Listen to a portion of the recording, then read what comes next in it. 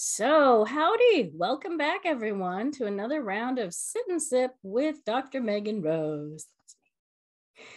And this cycle, we're diving deep into a topic that I have dedicated almost 20 years of my life to studying and practicing. And that's the topic of spirit marriage. Oh! So, for those of you who came to my Sit and Sip last week, or last fall, thank you so much for coming back. You really are why I'm doing this. I mean, if y'all don't show up, why am I even doing it? And for those that are just joining us tonight, welcome. I hope you enjoy this, and we'll come back to future sit and sips that I'll be doing over the next few weeks. So this is week 2 of a 6-week series that has arisen really out of my years of research and practice as a practitioner scholar of esoteric spirituality and religion. So today we're going to go for about 45 minutes, a little shorter than last week. And then at the end, I'm going to share an exciting offer. So stay tuned until the very end. And I promise that I'll stay on at the end to answer any questions that you may have. So hold on to those questions until the end so they don't get lost in the chat feed. And just as a gentle reminder, I put it in the chat, I just would like everybody to keep their Zoom video off and muted until the Q&A time at the end. And that just really helps with the recording of this for folks who are going to watch this as a replay. All right, so it's 5:01 and we're rocking and rolling. Let's dive right in. I want to start with a juicy quote, and this is from my book that's coming out April 5th is its release date now. So it'll be an Aries baby, ooh, like me. Ooh. And the book is entitled Spirit Marriage, Intimate Relationships with Otherworldly Beings. So we're going to talk a little bit more about what that even means tonight in the context of the story of the Shakta Tantric. So this story tonight that we're going to be exploring is Kama Devi's story, which is the pseudonym that I've given her. And this is a quote that she said in our interview when I talked to her about her spirit marriage. And she said, "The only actual chance we have for awakening is to be what we are, not what we're pretending to be. So we are dropping shell after shell after shell." She said that there's the work that Kali does with me as my beloved, which is to teach me through identification with her what it is to wake up in the female body in this lifetime. And that's the question of my existence. That's my life's question. What is it to wake up in the female body in this lifetime? I think that's such a powerful question, right? So we're going to dive into this idea of waking up in the female body further in today's sit and sip, as well as explore the marriage relationship between Kama and Kali. So grab your favorite something to sip and let's dive in. So for those of you who are new to this series, I am Dr. Megan Rose, and I have a doctorate in psychology from the California Institute of Integral Studies, and I have a master's degree in religion from the Graduate Theological Union. I'm also an initiated ceremonial magician, a Shakta Tantric practitioner myself, and I'm a senior apprentice in the House of Bree Fairy Seership Institute. So I serve my community as an eco-spiritual minister and a psycho-spiritual counselor.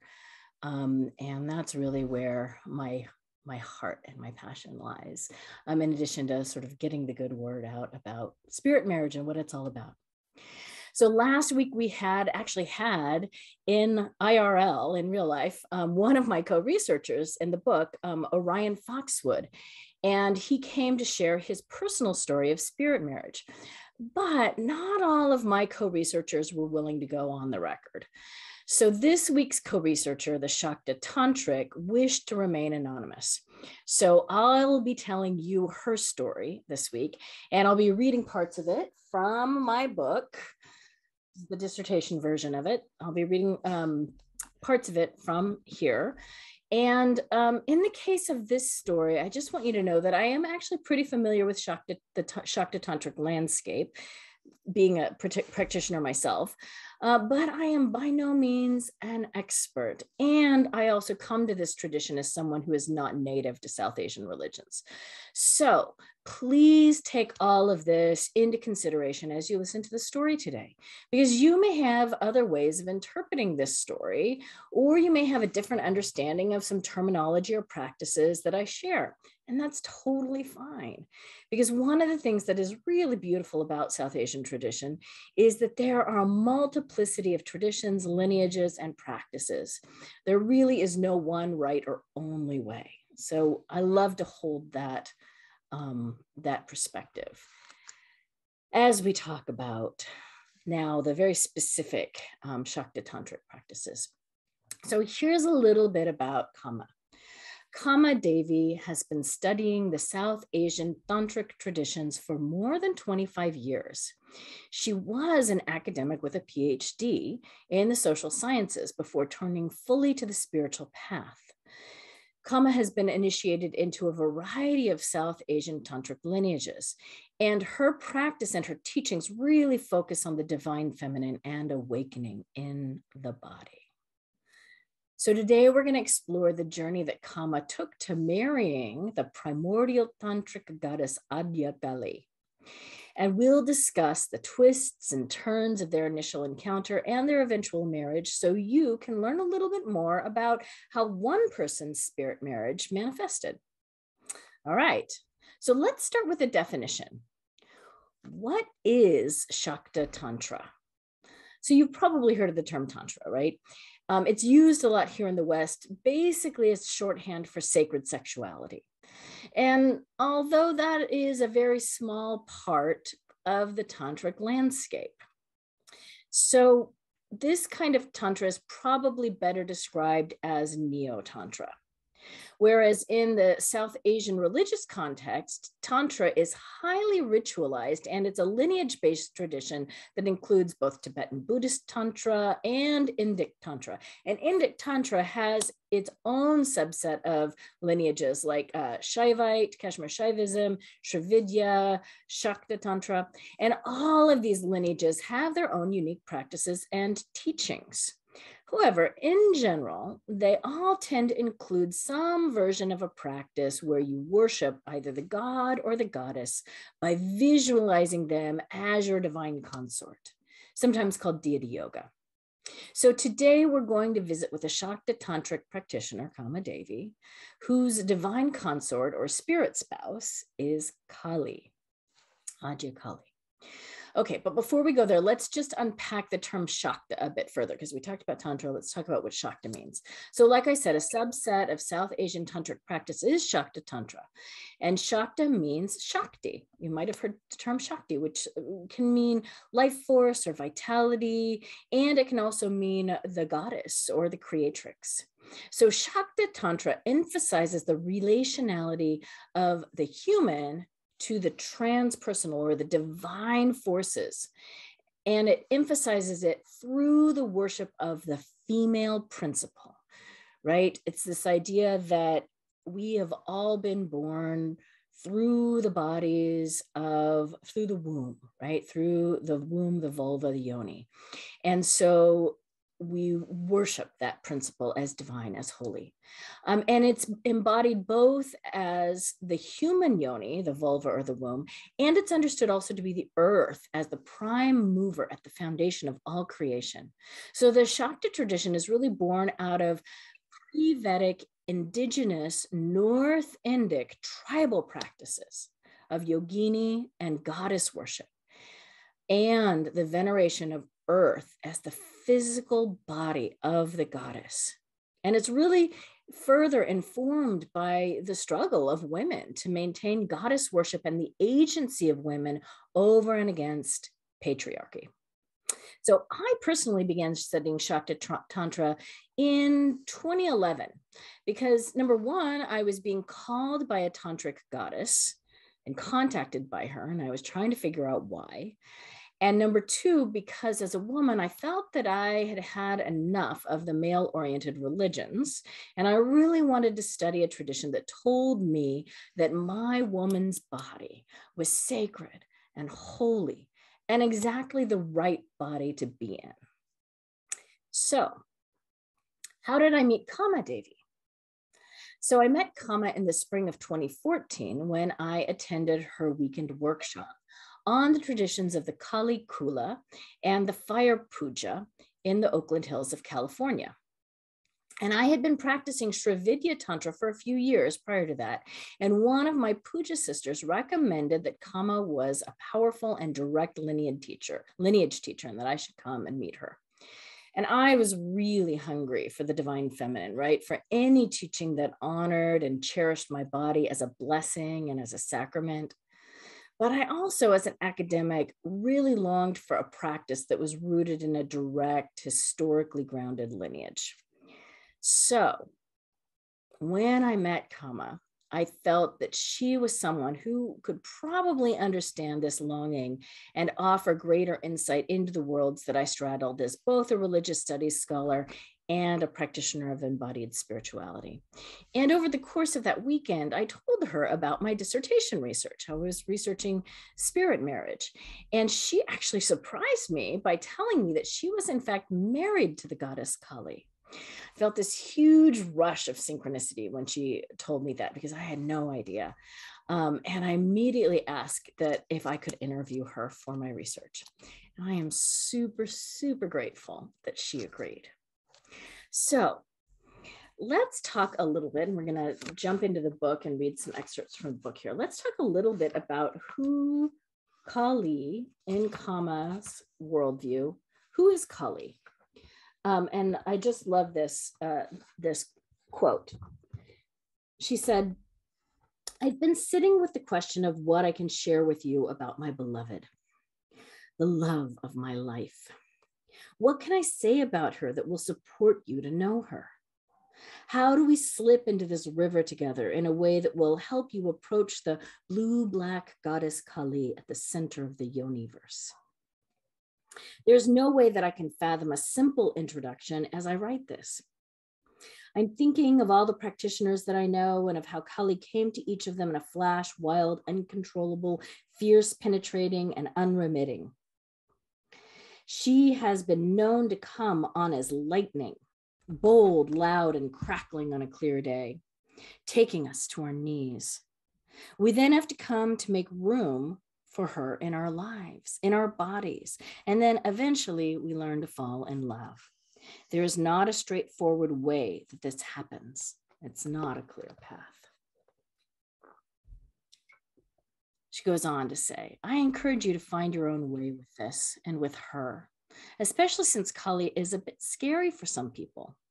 After seeing images of her, hearing stories, or strolling around the internet, it seems that most of what we can find focuses on her frightening, death-giving aspects, or is just plain confusing, and without the necessary background material to make sense of this fierce, dark, esoteric tantric goddess.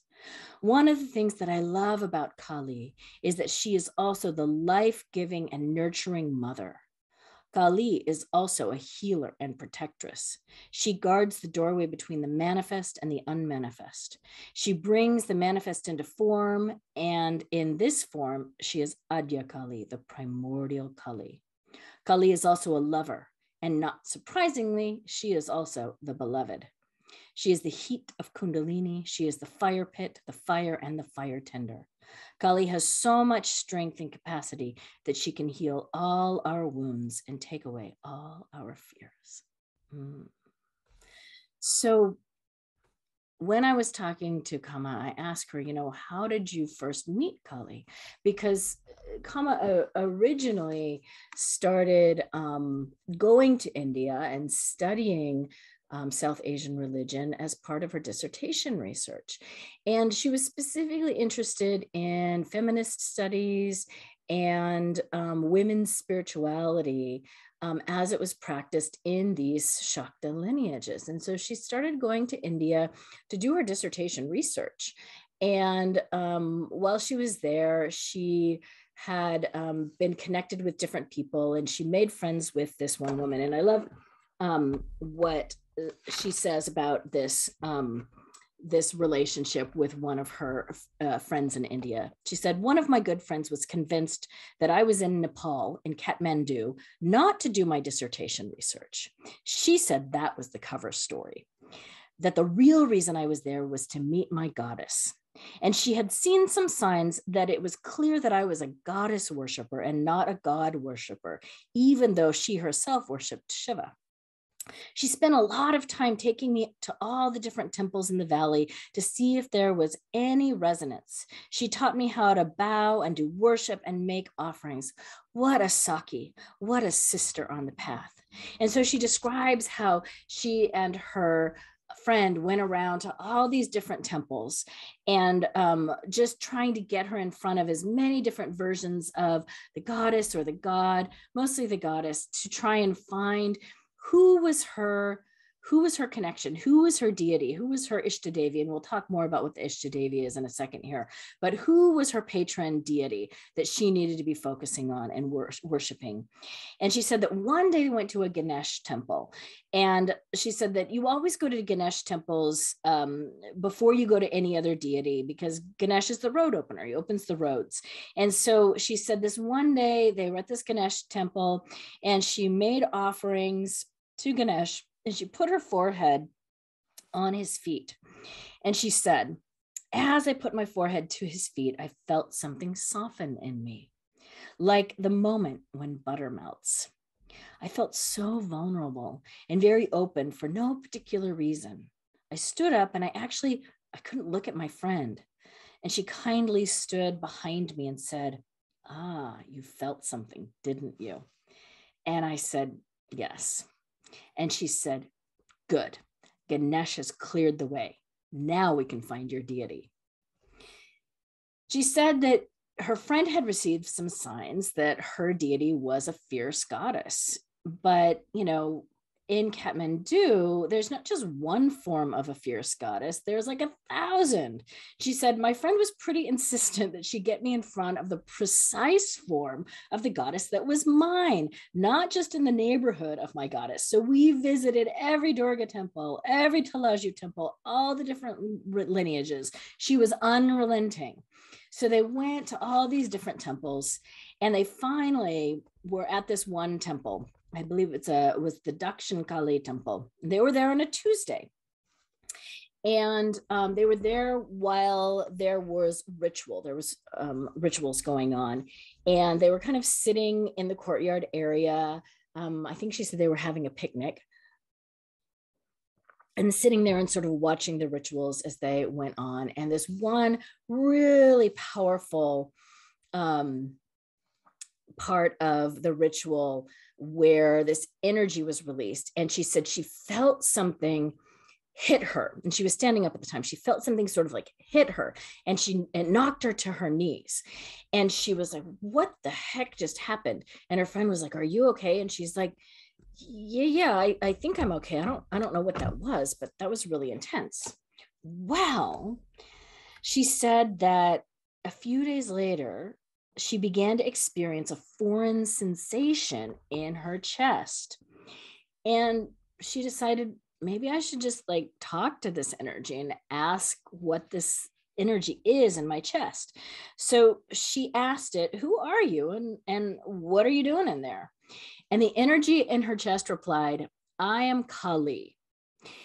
And Kama was like, oh, I don't really want you in there. And she says, I didn't ask you to come in there. I mean, I know I've been visiting and all that, but can you please go away? Because she says, if I'm going to propitiate and ask a goddess to take up residence in my body, it's not going to be Kali. She is like the last of the last and the most dangerous of the dangerous. And there are plenty of pretty goddesses and sweet ones. And that's not where I would have gone in that moment. But Kali's response to Kama was just a flat out no, I'm not leaving. And so, she's like, well, I'm not really sure how this works. I mean, don't I get to choose? Don't I have free will? But Kali was saying, I'm not leaving. So Kama called up her friend that she was with that day and told her, so there's this thing in my chest. And remember when I got hit? Well, there's something in my chest and it says that it's Kali and she won't leave. And her friend says, oh, shit. So, here she is with this energy in her chest that says it's Kali and she doesn't know what to do. So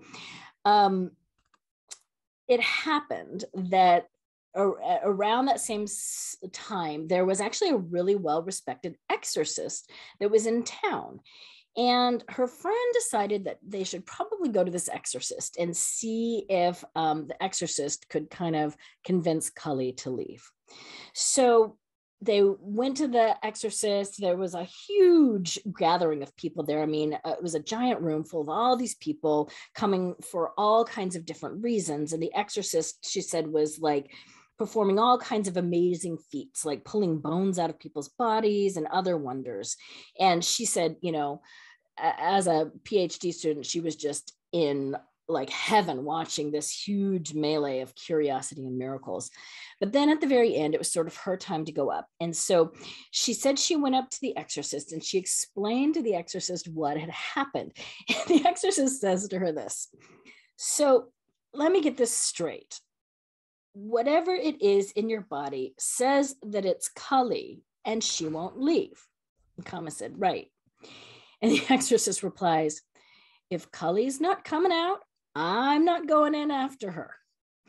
So this led to Kama sort of being in this place of being claimed by Kali, this really intense, fierce goddess, who she didn't know that much about. And back when this happened, there wasn't, I don't even think that the internet was around back then. And so there wasn't anything about Kali on the internet.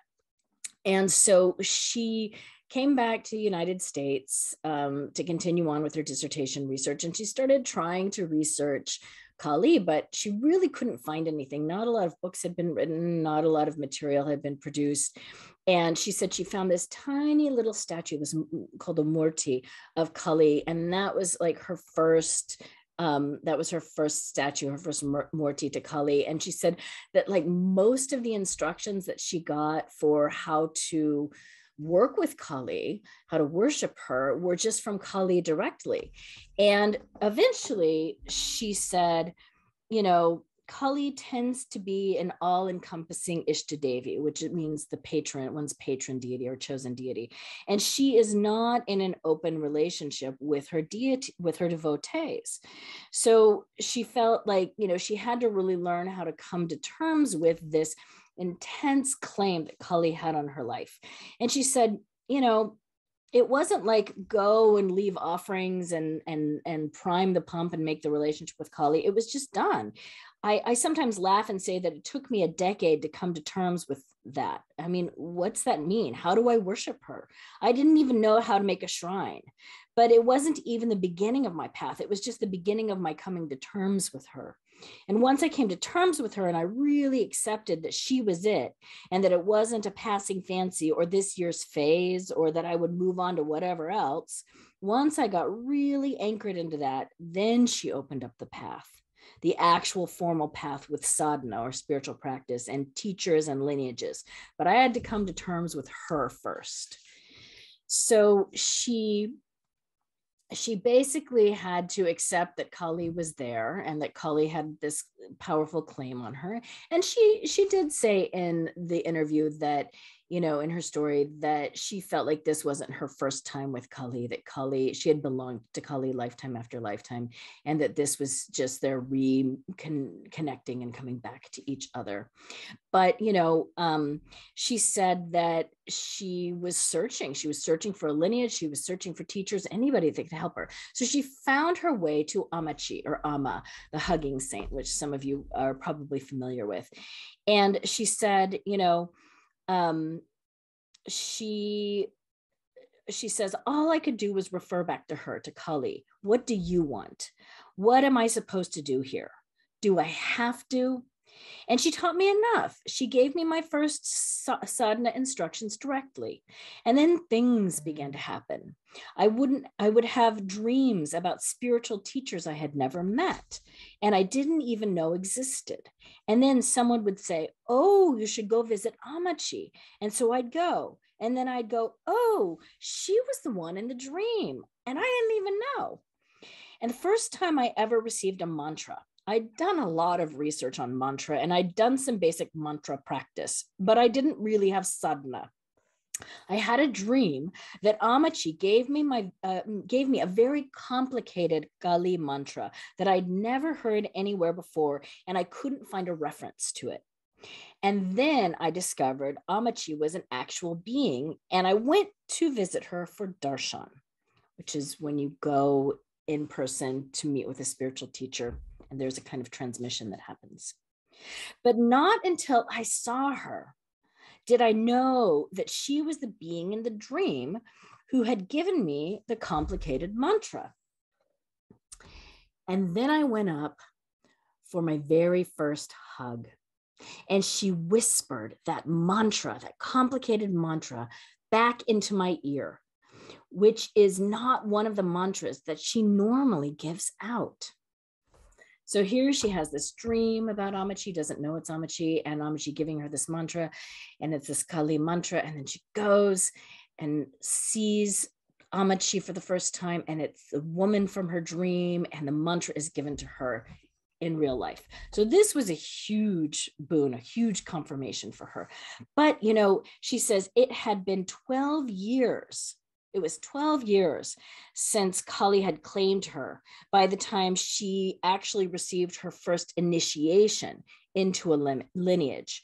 So she had received some of these sadhana instructions from Amachi, but she was pretty clear that Amachi was not her root teacher, her root guru. And so she started going to the goddess festival at the Kamakya temple in Assam. And she would go back and forth whenever she got a chance to travel between the US and India and go to the temple there.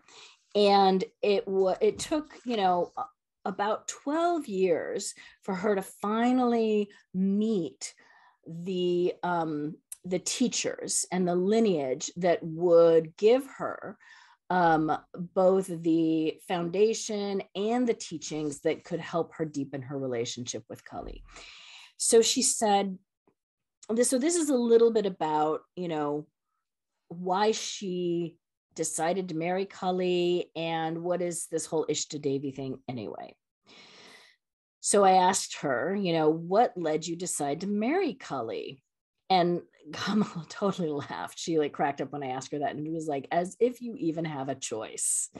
So I was really curious because what she had described at the beginning was the meeting of the Ishta Devi, or one's chosen deity, or the deity that chooses you. It was pretty clear that Kali had chosen her.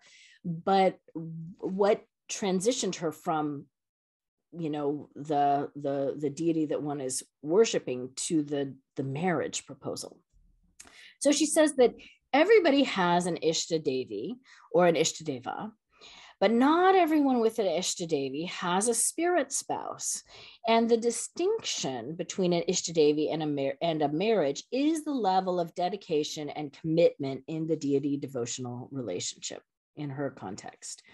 So I was sort of wondering, like, what transitioned her from this beloved relationship of the deity to an actual spouse. So this is how she describes their engagement. She says, I met Kali 25 years ago in Nepal, and I was authorized to teach about a decade ago. And I only really began to teach about 2.5 years ago. The spousal relationship with Kali came much later, and it arose when she determined that it was time for me to take on a level of responsibility with what she had given me and what I had trained in. There was actually the shift from being a student and in a relationship with my beloved to being a teacher and having a spouse. So just to back up and say that when she met her lineage family in Assam, they began to train her And they trained her in all of the women's mysteries that they could possibly train her in. And they trained her in some of the men's mysteries. So she says, the training was so that I could take women kind of all the way through this sense of waking up in a female body, and get men enough of the way, and then find the right teacher to send them to.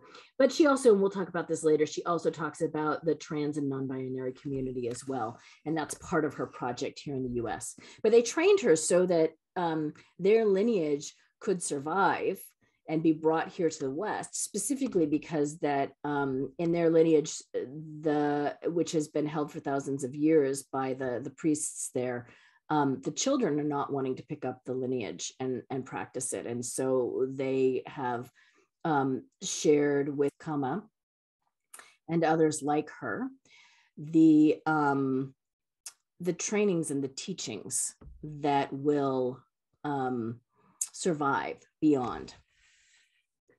So let's continue with the engagement story. The moment that Kama considers her official engagement to Kali to have happened was in Assam, near the Kamakya temple. At that point, she had been visiting the temple quite often and had developed a friendship with the family there. One day, there was a Mendi artist, or a henna artist, at her friend's house for a wedding, and the women had gathered to adorn the bride. And for some reason, the women decided to not only dress up and adorn the bride, but they also adorned Kama as the bride. And she was like, I am way too old to be a bride. I'm divorced, I'm gray. But they insisted on adorning her alongside the bride. Synchronistically, just a few days later, Kama would meet her lineage family for the first time at the Kamakya temple. So that was kind of her engagement. So she meets the deity, and then she's at this women's gathering, and they dress her up like a bride, and then she meets this lineage family there. So I asked her, well, what happened when you're moving from just like engagement to actual marriage? And she said that she was really it was really focused on her readiness to teach as a public teacher. And that's kind of what the marriage symbolized for her. Was she going from this private relationship to this public relationship? And so she says that a teacher is only empowered to teach when students seek them out. And as Kama found herself with an increasing number of requests to teach, she found that the process of ripening into her teaching role was also accompanied by a process of deepening towards the spousal relationship with Kali. She said, she was, she said that there is this beautiful temple that she would love to go to. And she said that she had been with a formal teacher, sort of serving in person. And then she actually, once again, formally wed Kali. She sort of, there was sort of two, like the spousal relationship was a precursor to the marriage, and then the marriage, what she considers to be the marriage, happened a little bit later. So she said, I was given an arranged marriage to her in a temple on some ordinary Tuesday morning in India. I had just gone in for darshan, and I came out a bride. That kind of thing just happens with her. I didn't get prep, and I didn't have choice. I stepped into the sacred space of the temple, which is her body, by the way. I stepped into the interior landscape of her body, and I was at that point no longer in control of what happened. The same way a bride steps into the carriage that takes her out of her mother's house. She is no longer in charge of anything that happens after that. All she can do is fight or submit. And things just arose. I walked out of the temple and I was like, well, I guess that just takes care of that then, doesn't it? So I asked her, if there had been like an official rite or a priest present. And she said that there was a priest temple that there was that day, but it hadn't been a prearranged ceremony. she said something more numinous had arisen. So she said, in Delhi, there is a beautiful little temple for Kali that has deep links to the temples that she's connected to in other parts of India. And there's another one nearby linked to the Ajay Kali lineage, but she said she's not as happy there. So she usually goes to this little temple that has a kamakya inside. The Dasha Mahavidya are there, and the transgendered people come on the holidays. It was built around a tree. It had originally just been a tree shrine in the middle of the city. And she knows the priests there. They are very kind when she comes to visit, and they let her get away with things that normally they don't let people get away with. And there was a kindness about how they let her worship there. One day, she had just gone in for a normal Tuesday morning darshan, because Tuesday is one of Kali's days. And it was as if the priest knew exactly who I was, and I knew exactly who he was. He clearly had his marching orders. He marked the part in my hair with sindoor, and someone had earlier brought in an offering for Kali, and they turned those offerings back into prasad. People will come in and bring clothing and saris and food and fruit, and then it goes back to the next person who comes in line or someone that day, and they recycle it all. It gets blessed at her feet, and then it gets sent out as prasad. So the priest handed her a wedding sari. And she was just like, okay, all right, never did that before. So this was sort of her indication that the marriage was kind of a done deal. And, you know, like she said, the marriage happened, the teachings were given, the study was done, and then it took her a number of years to really ripen and mature into the practices before she was actually ready to teach. So I asked her, like, what are the requirements of your relationship? Like, what's it like to be married to this fierce, kind of uncompromising goddess? And she said, there are non-negotiables. Those don't work very well in conventional relationships. One of my non-negotiables is that every Saturday night, no matter where I am, I do Kali Puja, either publicly or privately, and that's non-negotiable. And that doesn't work very well when your partner wants you to go home or meet their family and go out on a Saturday night and they're all going out for dinner. I can no longer leave sacred context to enter into conventional context for the sake of a relationship. It mostly means I don't have a lot of relationship with my partner's social world. I know their friends and their family and all that, but it's not about joining families anymore. It's not about raising kids anymore. And it takes a pretty unique individual to have room for this kind of a woman in their lives. The potential for human partnership decreases once we do this. And in my own experience, because I already have a primary relationship with Kali, that's non-negotiable. So she talked about how, in her case, she doesn't really have human partners. She has Kali, and Kali is sort of her all-encompassing goddess that is also her beloved and her partner.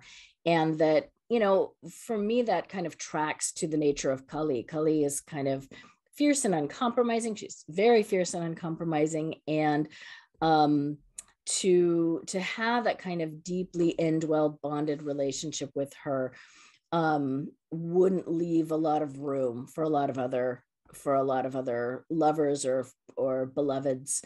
And particularly because that Kama's calling is to be a teacher and to really serve her community, she does that from a very, singular perspective. And like we talked about with Orion last week, I don't know if we mentioned this or not, but Orion is engaged and does have a partner, a human partner, as well as his spirit spouse.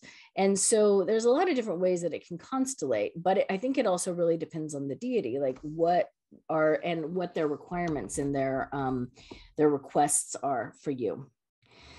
So Kama goes on to say, like, some people find a partner with whom they can practice their spirituality together, and other couples have different, but perhaps complementary spiritual practices. But Kali's not like that with her. So we talked a little bit about what is it like to be with a fierce deity that is a female deity when you yourself are heterosexual? So what's it like to be, as she calls herself, a mostly heterosexual, mostly monogamous person married to a female deity? And she says this: I look at my life and my best girlfriends are queer, and that's been the case for years and years. As an academic, I studied queer theory and taught gender, kinship, and sexuality. And in the midst of it all, and looking at the teachings I've been given, it's never about becoming something we're not. We're becoming more of who we actually are. I've been inside of women's cultures and women's communities deeply for years, and that's my primary orientation. It's not towards straight culture, but I happen to be straight and monogamous, well, mostly straight and monogamous. I once asked one of my queer friends on the path, what the hell am I doing here? I'm this mostly straight monogamous white woman. And she laughed and she said, it's because you love the yoni as much as we do. And yet I'm married to a female deity. I'm not married to Shiva, which is more traditional. People who are married to deities tend to marry the deity that is their gender or sexual orientation. So lesbians tend to marry female deity and straight women tend to marry males. Most women aren't married to Kali. There are men who are married to Kali and women who become Kali, but they're not married to her. So somehow this complexity of Kama's multifaceted orientation, right? She's a heterosexual woman married to a female deity. Seems totally, to me, it seemed totally in keeping with the radically nonconformist ethos of Kali worship, right?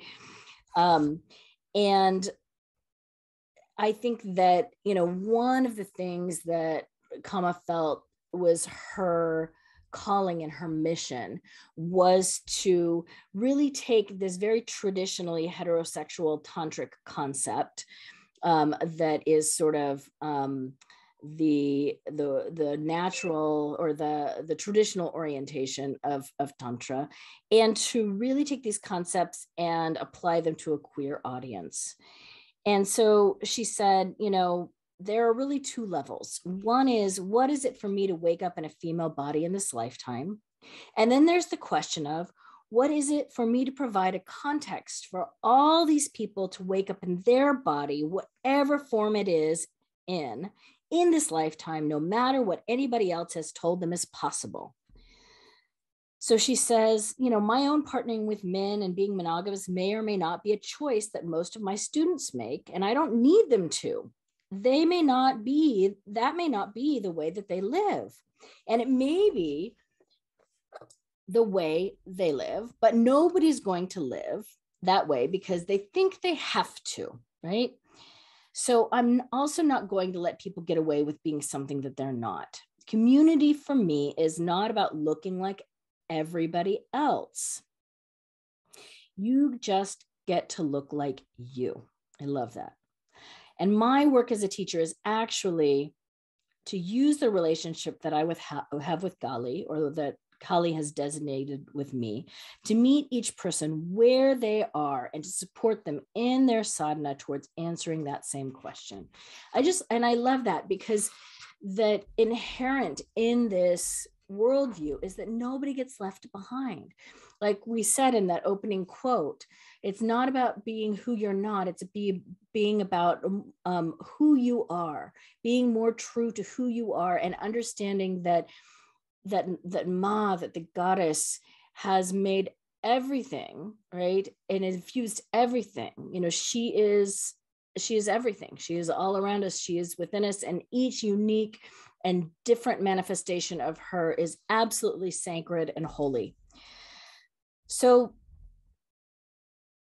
I loved this piece that she said when we were talking about the purpose. What is the purpose of her marriage? It's to help women wake up in a female body, to help everybody wake up in whatever kind of body that they're in, to do this translation project for the West with Tantra for queer audiences. And she said, first Kali, she's out there, and we see her externally and we work with her externally. And then slowly over time, we bring her closer until we have an identification with her.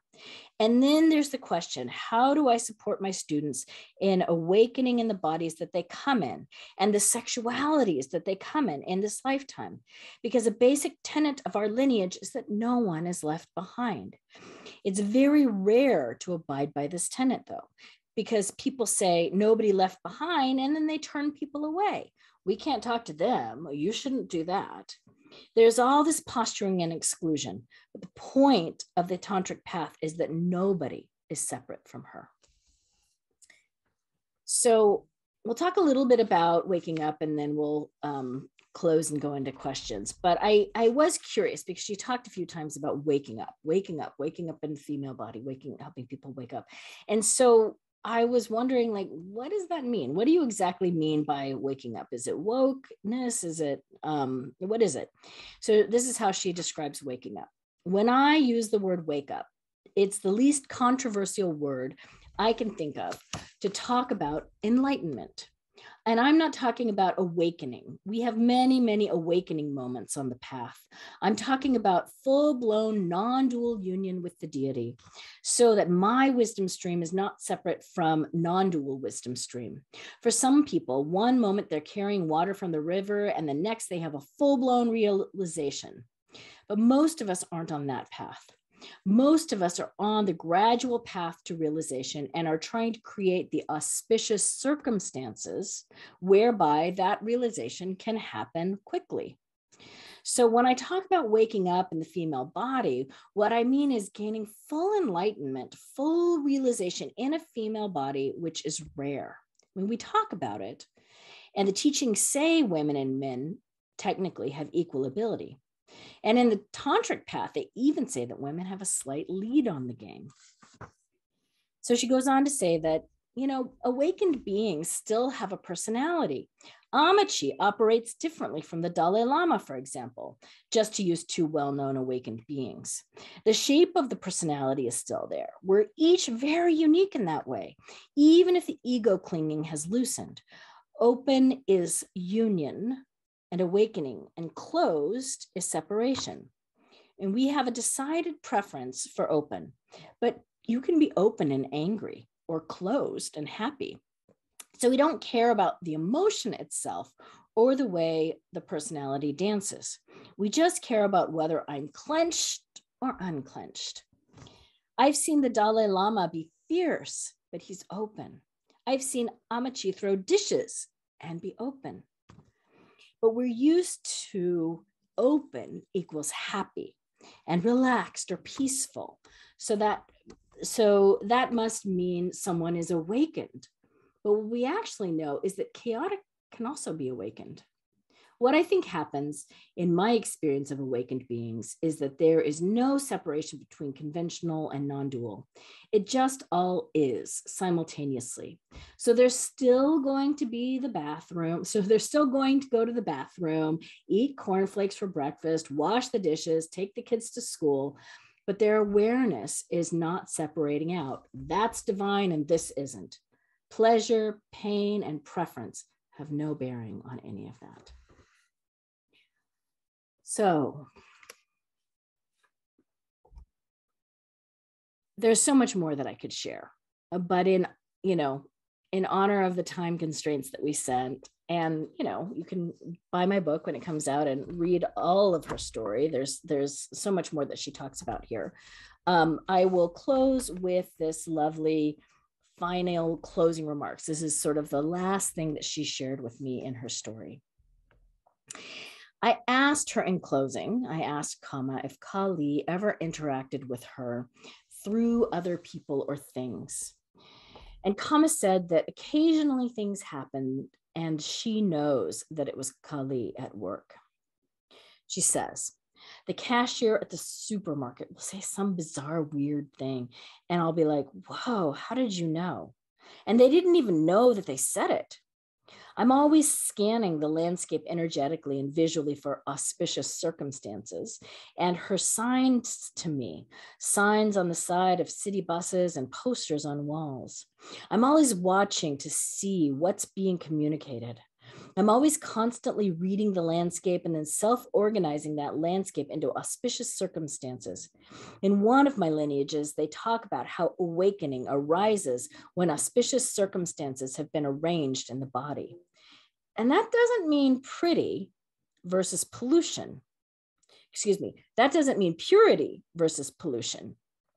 Part of what we do in our ritual and why we learn physical puja is to learn how to arrange auspicious circumstances.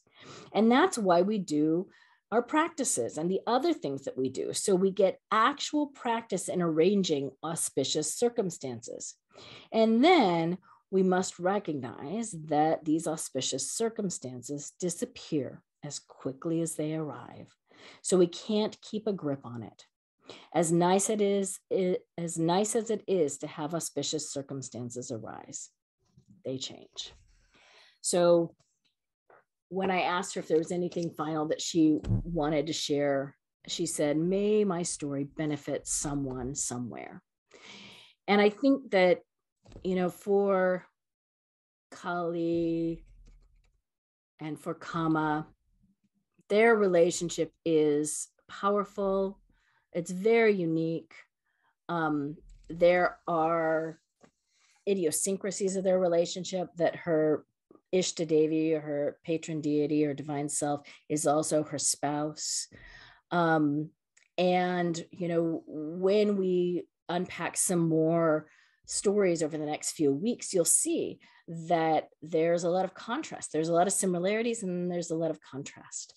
And that's kind of why I hope that you'll join me for these different stories each week, because you'll begin to see how this practice of spirit marriage shows up transculturally, but it also has a lot of really common elements, and it has some really distinct uniqueness to it.